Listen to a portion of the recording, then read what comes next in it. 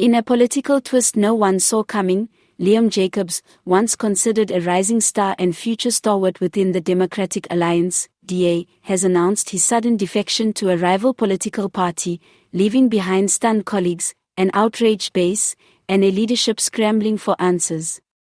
The bombshell move has already sent tremors through South Africa's political corridors, and now, DA Federal Council Chairperson Helen Zille has broken her silence, delivering a fiery and unapologetically candid response that's dominating headlines.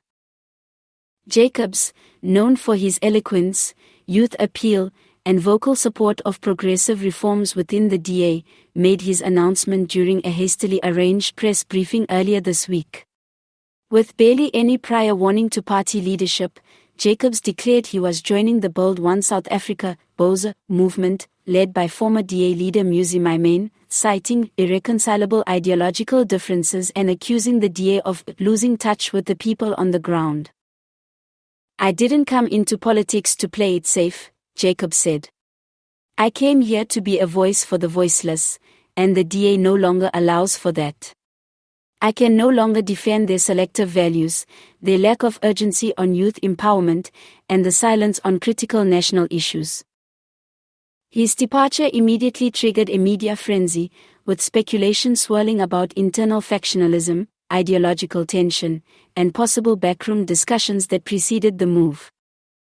In the wake of Jacobs' exit, all eyes turned to Helen Zille, known for her sharp political instincts and unfiltered public commentary. At a press briefing held in Cape Town, Zille did not mince her words. "Let's be very clear," Zille began, her tone calm but firm. "This is not the first time someone has chosen self-interest over collective responsibility. Liam Jacobs may believe he's made a principled choice, but the facts speak otherwise. This is political opportunism cloaked in virtue." Zille went on to criticize Jacobs for what she called performative politics, accusing him of using identity politics to mask a deeper desire for individual prominence. "He knew the rules of engagement," she said. "He was given platforms. He was mentored. But ultimately, when leadership requires tough decisions and principled compromise, some choose to run instead of rising."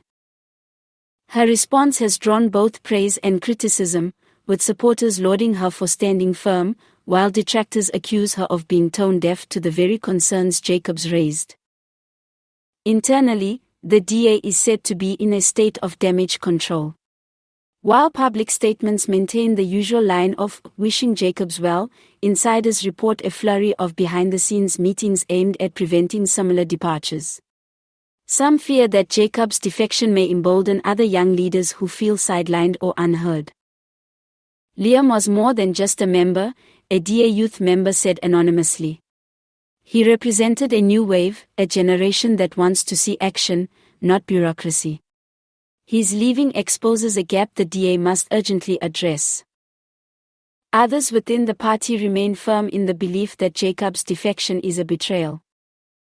"You don't fix a house by burning it down," one senior party official remarked. "He chose to grandstand instead of engage."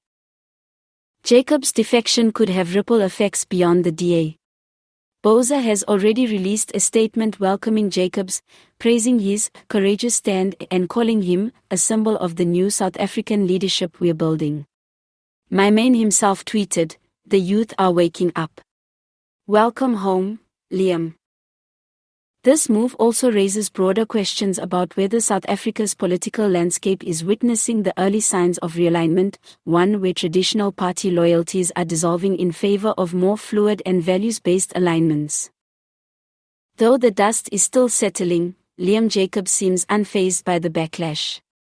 He's expected to take on a prominent youth-focused role within BOSA and has hinted at launching a nationwide listening tour to connect with communities and outline his vision for change.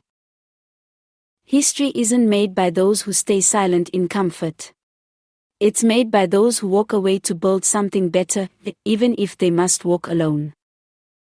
Whether Liam Jacobs' defection marks a genuine turning point for South African politics or is merely another flash in the pan remains to be seen. What's certain, however, is that the DA is facing one of its most public reckonings yet, and Helen Zille's pointed response has only intensified the spotlight. The next few weeks could prove critical, not just for Jacob's political future, but for the future cohesion and identity of the Democratic Alliance itself. One thing is for sure, the ground beneath South African politics is shifting, and no one, not even Helen Zille, is immune to the tremors.